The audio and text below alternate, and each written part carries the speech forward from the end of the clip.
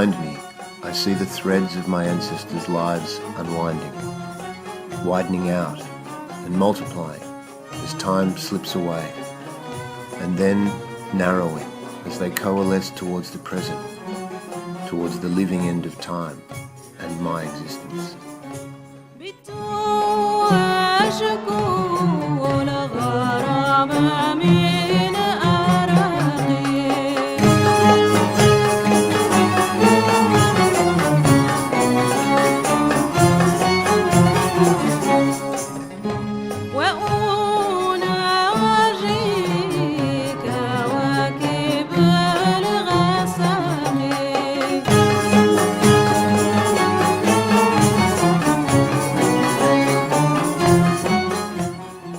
The sight and sound of my Lebanese family's clothing factory, with the rows of overlockers and their myriad spools of cotton, all focusing towards the one needle, resonates deeply. Each spool holds a single life, a story hung up in time, eventually pulled together, as lives are, into a family history. And now, as my own son turns 21, I see my life woven into this fabric of family history, a road back from the edge of creation. For my son, in his youth, is at the brink of the weave. I am following the threads of my two grandfathers' lives, Elias Joseph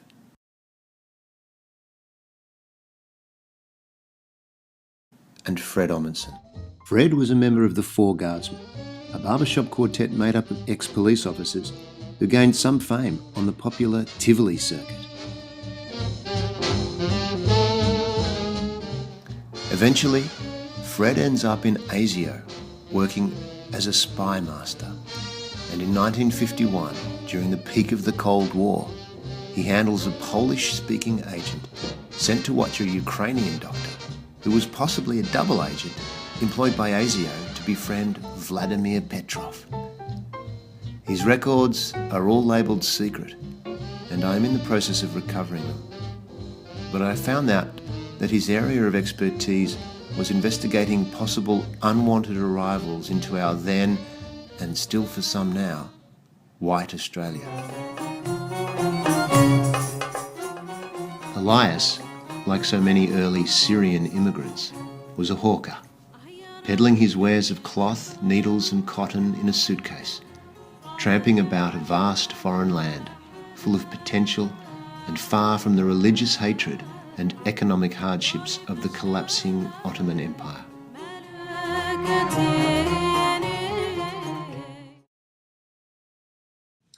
My two grandfathers stride the chasm of what it is to be Australian. One spent much of his life trying to keep people out, whilst the other had to lie about his identity to get in. In his work with ASIO, Fred amassed close to 5,000 secret files, which are held under his name at the National Archives.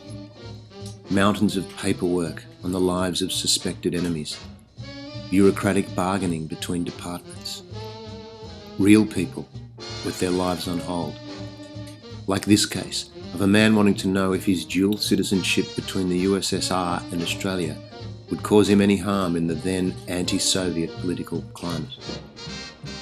Fred watched over them all closely, guarding us from harm.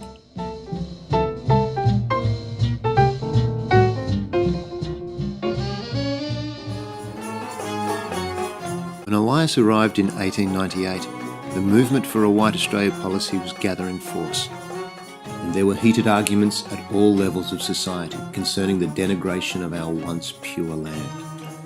The Syrians, as the Lebanese were then known, were classified as Asians and seen as a threat. The Syrians themselves argued that their ancient culture gave rise to Western civilization and that they were, by and large, in Australia, Christians, like all good Australians. The Naturalisation Act of the time excluded all non-Europeans from citizenship, and so Elias was forced to state that he was born on the island of Naxos in the Greek archipelago. The story of my grandfather's birthplace has always been a source of mystery and confusion in the family. Until now.